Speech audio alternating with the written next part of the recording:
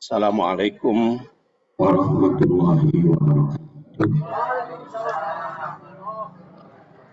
Alhamdulillah wassalatu wassalamu ala rasulillah wa ala alihi wa man wala.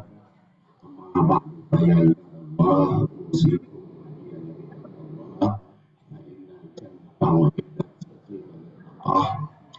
Ibu-ibu dan bapak-bapak rahimakumullah, pertama-tama saya sampaikan taqabbalallahu minna wa minkum.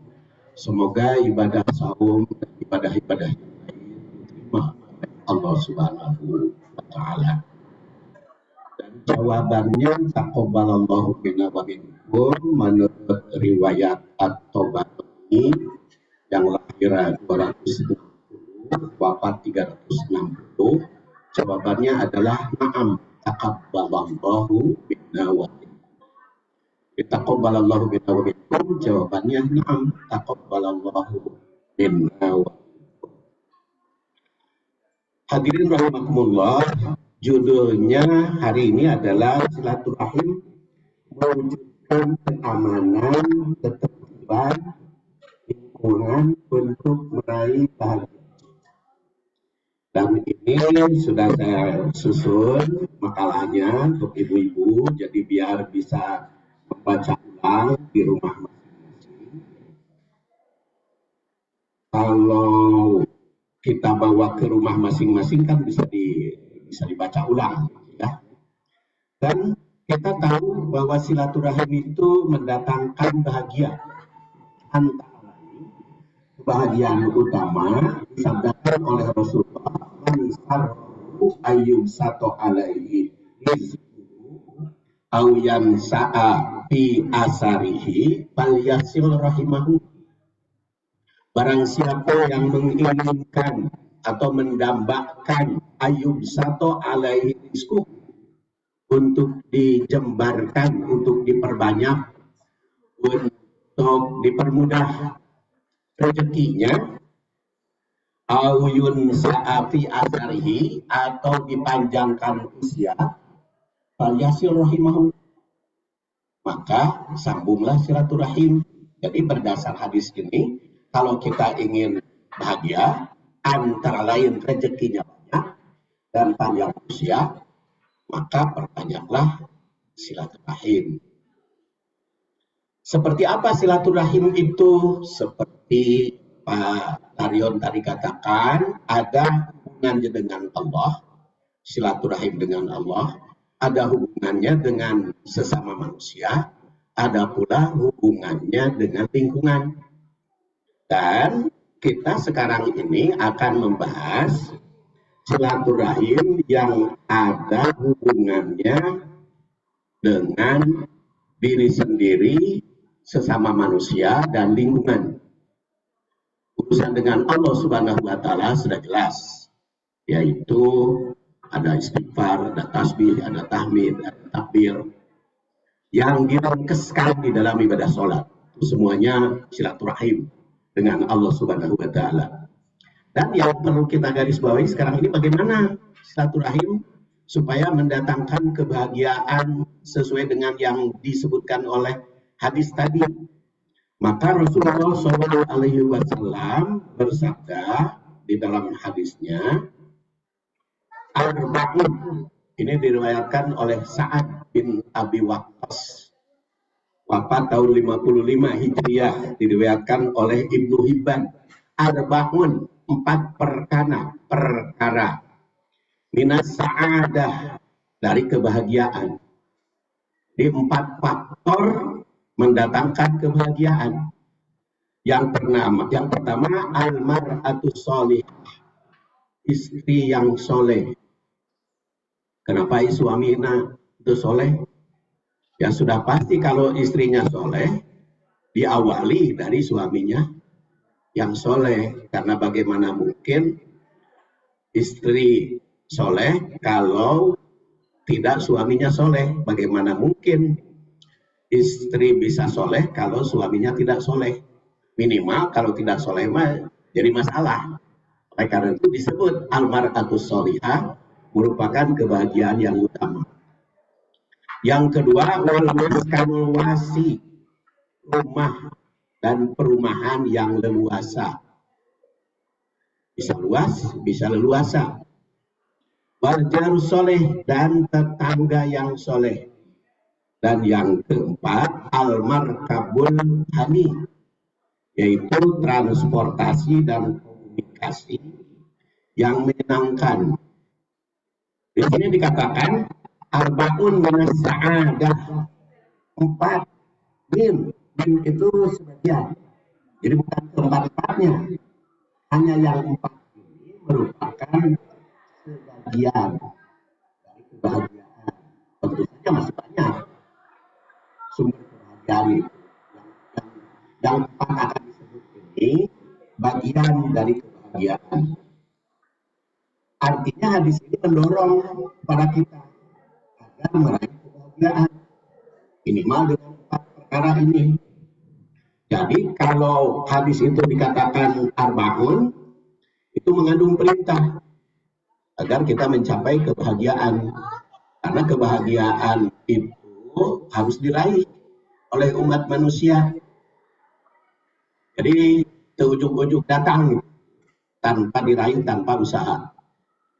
Kemudian al-mar'atus sholihah, kalimat yang kedua, istri yang soleh.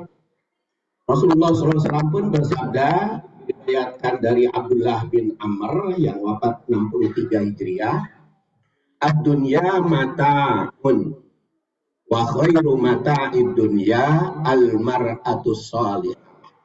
Dunia itu penuh perhiasan, kesenangan, dan kebahagiaan. Dan sebaik-baik kesenangan, sebaik-baik perhiasan, sebaik-baik kebahagiaan adalah al-mar'atus sholihah, istri yang soleh. Kalau sudah istri yang soleh, bahagia semua.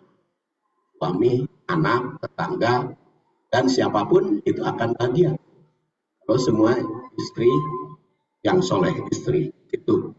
Jadi merupakan faktor utama berdasar hadis ini, istri yang soleh itu. Kemudian dikabarkan juga dari Ibnu Abbas yang wafat 68 Hijriah kepada Umar bin Khattab yang wafat 23 Hijriah, Rasul bersabda, ala ukhbiruka bi khairin ma yaknijul mar'us sholihah idza nadara ilaiha sarrathu wa idza amaraha atau wa idza goba anha hafidat. Seperti apa istri yang soleh itu? Maka Rasul bersabda kepada Umar, perlukah aku beritahukan kepada kalian tanda-tanda istri yang soleh itu? Istri solihah itu merupakan investasi yang berharga. Istri solihah itu. Jadi katakan yang dijulmatu, yaitu idza nadoro ilaiha sarrat, apabila suami memandangnya tertarik. Sifat istri yang soleh pertama menarik, menyenangkan suaminya. Jadi kesenangan dua-duanya, istrinya senang, suaminya senang. Jadi pas senang-senang, itu adalah sarrat idza nadoro, apabila suami memandangnya tertarik. Makanya percantik diri itu wanita ibadah, nah untuk menyenangkan semua pihak. Wa idza amaroha atau atu, apabila memerintahnya setia. Wa idza goba anha hafidothu, dan apabila suami meninggalkannya, menjaga amanah, baik amanah dirinya, kekayaan maupun hartanya, termasuk juga amanah para putranya. Jadi apabila dipandang selalu menarik, apabila diperintah selalu setia, dan apabila suami tidak ada, menjaga amanah. Tentu saja perintah seperti apa tergantung kepada perintahnya, karena la ta'ata limakhluqin bi maksiatil khaliq. Tidak boleh taat kepada perintah kalau perintahnya bermaksiat. pada kholik. Jadi taat atas perintahnya itu adalah perintah yang taat. Kemudian yang kedua atau wal maskanul wasi, yang mendatangkan kebahagiaan itu. Maskan itu apa? Tempat tinggal, rumah. Wasi itu apa? Leluasa. Yang dimaksud dengan leluasa bukan hanya luas, bukan hanya luas rumahnya, tapi bisa dimanfaatkan sesuai fungsinya. Dan fungsi rumah itu ada sunnah yang berarti kerentanan, yang berfungsi sebagai rihlah, ketenangan atau membawa kenikmatan. Ini rihlah, fungsi rekreatif. Di rumah itu harus ada fungsi rekreasi, fungsi beristirahat. Kemudian juga fungsi rumah itu ada bait. Itu dalam surat 11 ayat 73.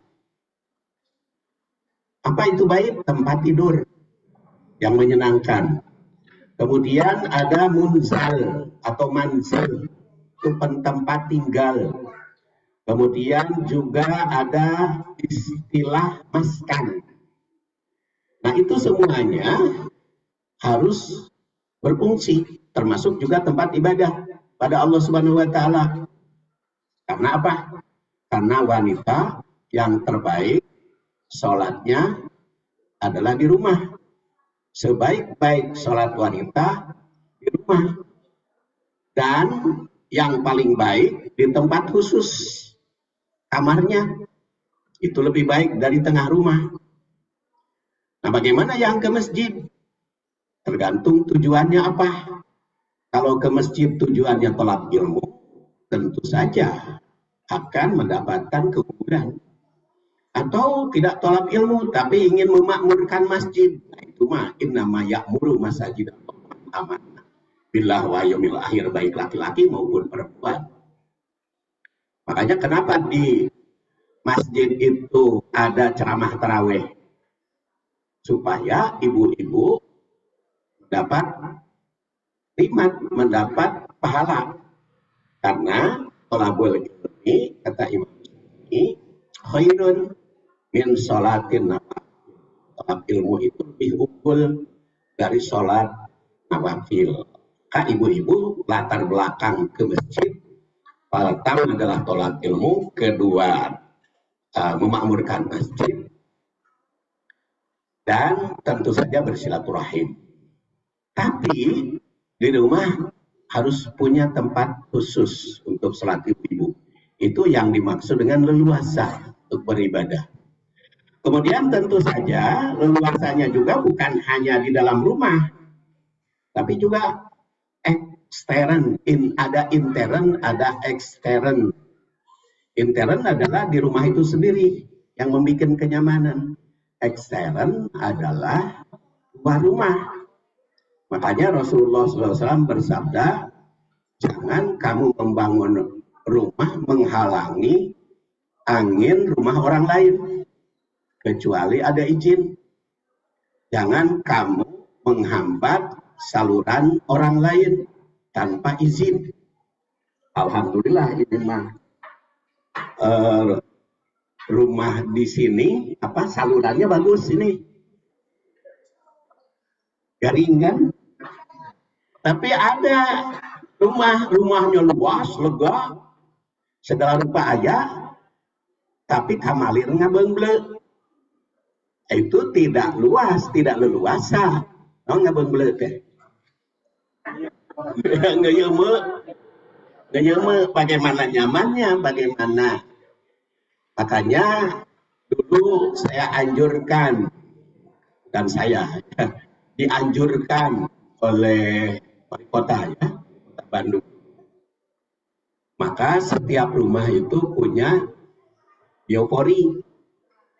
Dan itu salah satunya, Bu Ibu, Bapak-Bapak, supaya termasuk almaskanulasi. Cobalah Kamalir, sungai kecil, itu jangan solokan kecil, itu jangan ditembok bawahnya. Jangan ditembok bawahnya, biarkan bawahnya itu tanah. Supaya apa? Supaya si air itu tengah bengle, nyerap ke bawah. Tadinya ingin nyaman, di bawahnya ditemboknya. Bengle, mah rumah bagus, tapi air nggak bengle, bau kan itu kadir. Belum hujan, nyemor ke batur lain, ke rumah yang lain. Nah ini Pak RT mungkin nanti kalau bisa mah diinstruksikan aja ke kamalir-kamalir setiap rumah, jangan ada air ngebel, karena itu mengundang berbagai masalah, penyakit, nyamuk, dan yang paling penting mah bau seumur-umur. Jadi almaskanul wasi, makanya ketertiban lingkungan perumahan itu intern di dalam rumahnya itu sendiri, kemudian ekstern lingkungan sekitar itu harus diperbaiki. Jadi saya usulkan kepada bapak-bapak, ibu-ibu yang kamalirnya di tembok di bawah dibongkar, digali, ya, tambah biopori banyak. Jadi begitu jantung menyerap ke tanah, ya. Insya Allah dengan cara demikian, ya salah satu contoh kan karena di tembok di rumah saya juga sama, karena tidak pernah ditembok dan itu dulu digali, maka air datang itu cuma serewat aja. Mohon diperbaiki karena ini termasuk kebersihan lingkungan dan kenyamanan bersama. Dan tentu saja berikutnya adalah perlindungan itu dari berbagai kejahatan. Istilah di dalam surat Al-Fatihah dan An-Nas ada min syarri min syarri nafasati fil uqad wa min syarri hasidin idza hasad, dan juga minal jinnati wan nas, jadi gangguan jin dan manusia. Itu fungsi perlindungan. Dan masih banyak lagi fungsi rumah. Kemudian yang keempat atau yang ketiga dari urutan faktor kebahagiaan adalah tetangga yang baik. Jadi kesalehan hidup tentu mencakup kepada semua pihak. Jadi bukan hanya soleh suaminya di dalam rumah, tapi soleh baik sesama tetangga. Karena bagaimanapun kehidupan sehari-hari kita tidak bisa terpisah dengan tetangga. Walaupun banyak keluarga kita jauh saja, yang menolong pertama itu tetanggaan. Maka ada istilah rukun tetangga dan rukun warga. Kesalehan tetangga itu berkaitan dengan kesalehan sosial. Baik kepada sesama manusia, utamanya adalah tetangga yang tidak boleh lepas dari kehidupan. Kebahagiaan bersama akan segera terwujud jika semua tetangga berlaku soleh. Faktor kesalehan tetangga ini akan mendatangkan ketentraman. Bahkan Abu Yahya itu meriwayatkan dari Abu Hurairah, ya Rasulullah, inna fulana yakuru min kasrati sholatiha. Ada ibu-ibu, ya Rasulullah, baik sekali sholatnya, baik sekali saumnya, baik sekali sodakohnya, tetapi jelek kepada tetangga. Di jironaha bilisaniha, karena ucapannya suka tengenaheun, suka pikanyeriin. Bagaimana ya Rasulullah kalau seperti itu? Rasul jawab, ya fitnah itu di nerakain, diasupun ke neraka, walaupun baik sholatnya, baik saumnya, tetapi kalau ucapannya pikanyerian tetangga, itu mendorong kepada ke neraka. Kemudian bertanya lagi, ya Rasulullah, bagaimana inna fulana, seorang perempuan, dikirnya sedikit, saumnya sedikit, hanya yang padu-padu saja, sedekahnya juga yang wajibnya saja, tapi dia enak sama tetangga, pergaulannya, tidak pernah mengucapkan pikanyirian batur. Maka kata Rasulullah, ia fil jannah, calon ahli surga. Jadi betapa pentingnya berbuat baik sesama tetangga. Karena apa? Bahkan kata Rasulullah, majalah Jibril yusini biljar hatta qultu la yuwarrisannahu. Saya itu ingat kata Rasulullah pada Jibril, seakan-akan Jibril itu berwasiat kepadaku bahwa dengan tetangga itu akan saling mewarisi. Jadi saking dekatnya atau saking baiknya, bahkan banyak hadis menyatakan man kana yu'minu billah wal yaumil akhir fal yukrim jarahu. Barang siapa yang beriman kepada Allah dan hari akhir, maka muliakanlah tetangga. Bahkan juga Rasulullah SAW bersabda, la yu'minu ahadukum. Sampai demi Allah Rasul mengatakan tidak beriman seseorang. Sahabat itu bertanya, ya Rasulullah, siapa yang tidak beriman? Yaitu yang menyakiti tetangganya. Jadi antara iman dengan berbuat baik dengan tetangga itu tidak terpisahkan. Barang siapa yang iman, berbuat baik. Barang siapa yang tidak berbuat baik, belum sempurna iman. Kemudian yang keempat yang mendatangkan kebahagiaan itu adalah al-markab, alat transportasi komunikasi yang menyenangkan. Alat transportasi ya tentu saja kendaraannya. Kemudian komunikasi ya hubungan satu sama lain yang menyenangkan. Termasuk juga adalah jalannya. Jalan, makanya Pak RT menggagas mau diperbaiki lagi, dicat, supaya apa? Supaya parkirnya tepat. Karena kalau parkir itu tidak tepat akan menghalangi yang jalan, maka itu tidak nyaman. Termasuk juga imatotul ada anetori, menyingkirkan duri dari jalan. Duri itu apa? Ya penghalang, penghambat. Itu termasuk ibadah, termasuk iman. Jadi bukan bikin duri terjal, ya. Karena kalau duri seperti polisi tidur yang tinggi-tinggi kan Vespa bisa dijungkal, ya, diguling.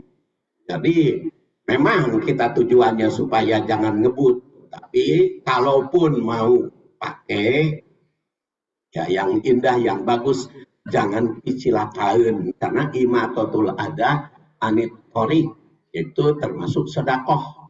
Jadi memperbaiki. Memang ideal nama jalan di depan rumah teh masing-masing penanggung jawab punya rumah, kebersihan, keamanan dan kebagusannya. Termasuk juga maka sering jadi persoalan.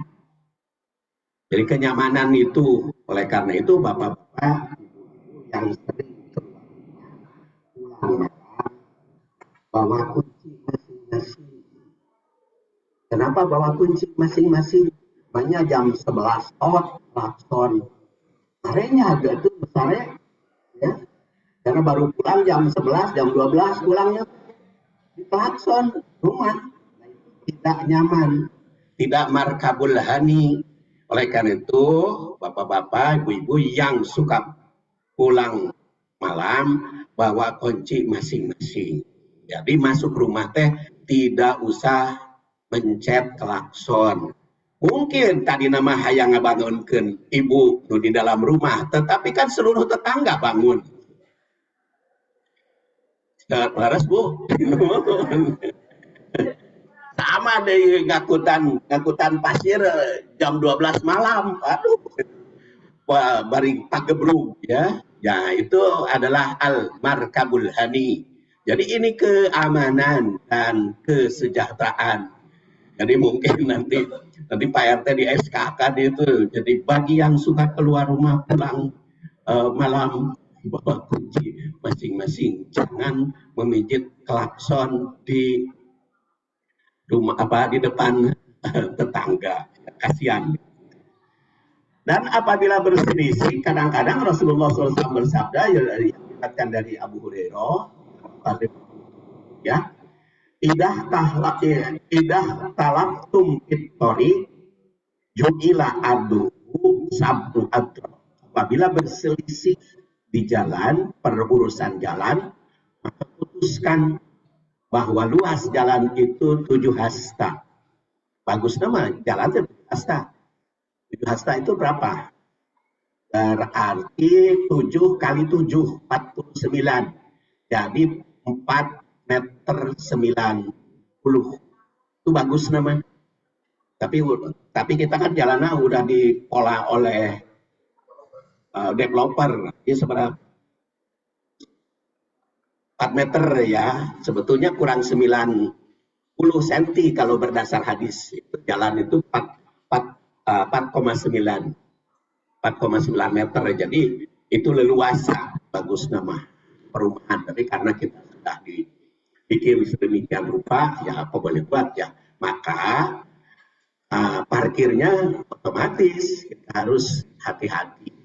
Itulah mungkin salah satu fungsi jalur lebih indah, lebih bagus.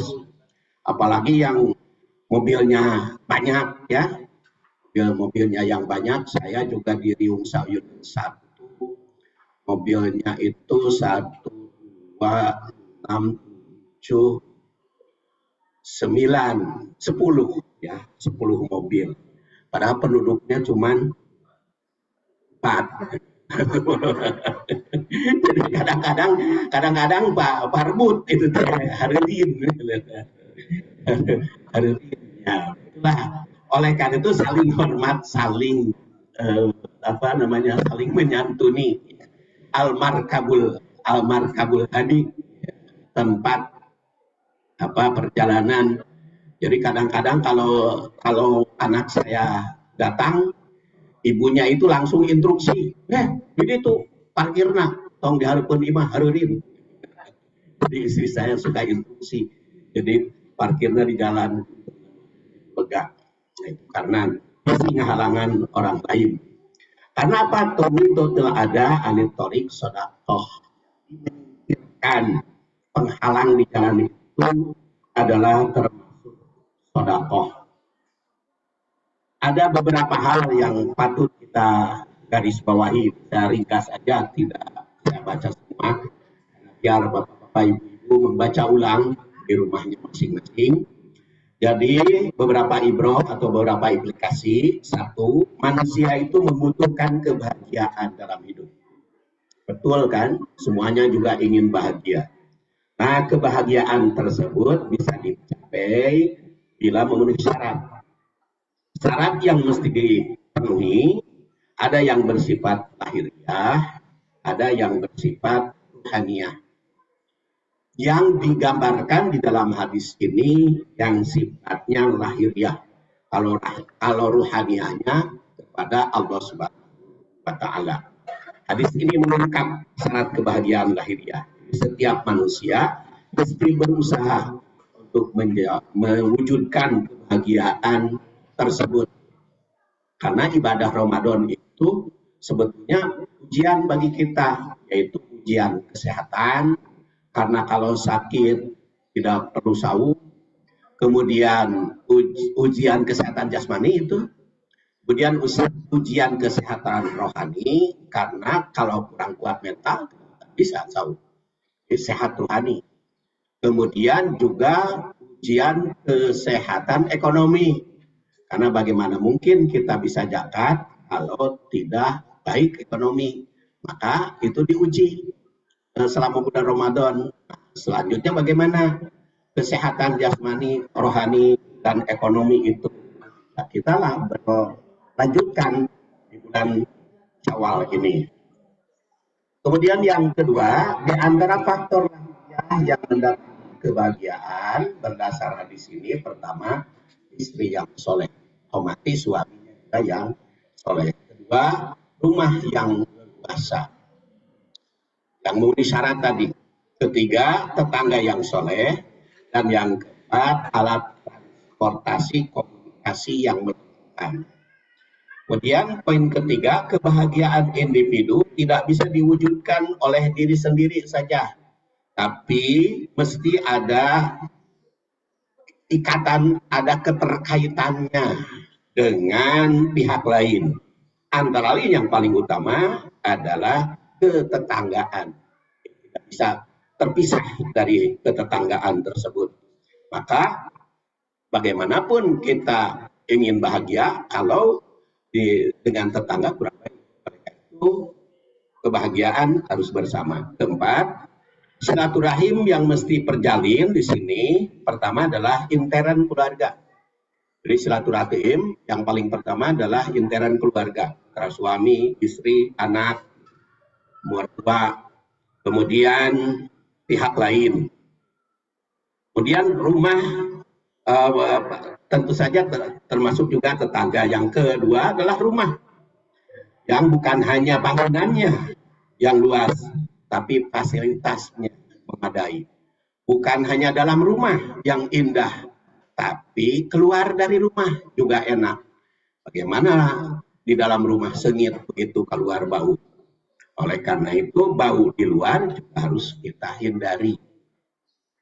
Kemudian yang ketiga adalah kerukunan bertetangga. Tidak bisa kita pisahkan.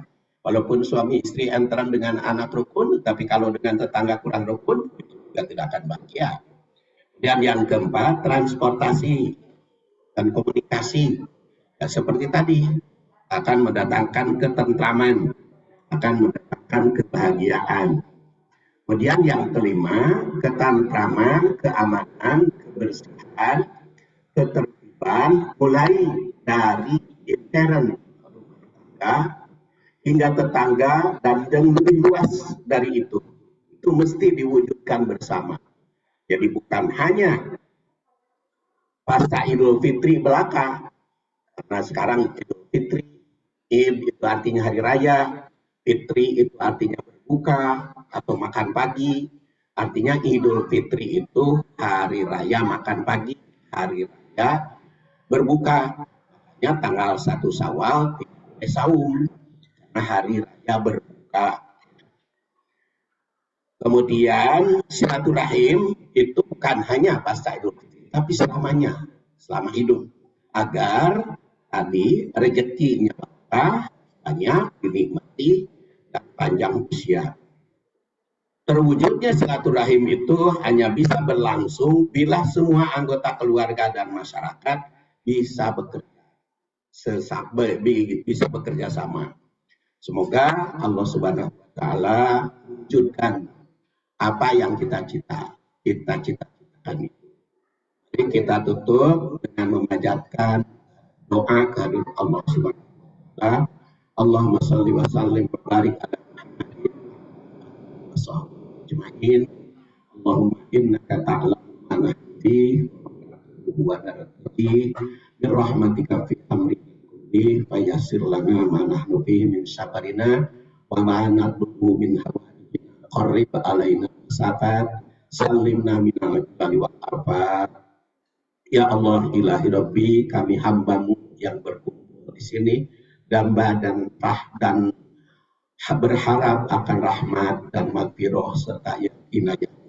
Curahkanlah kasih sayangmu kepada kami sehingga kami bisa menjalin hubungan baik dengan dan hubungan baik sesama anggota keluarga.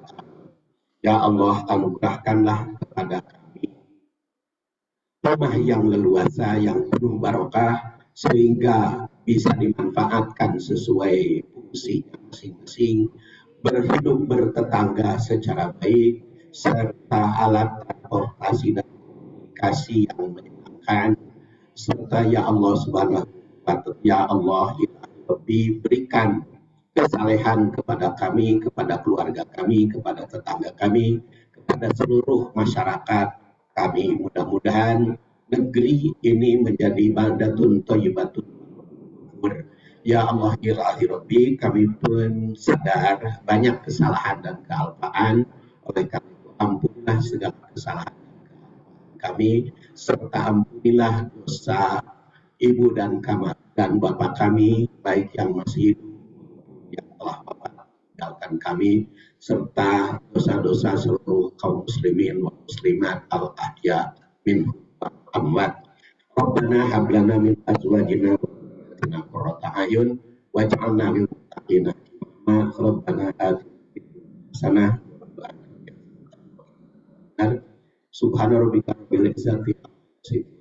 Wassalamu ala mursalin walhamdulillahi rabbil alamin. Assalamualaikum.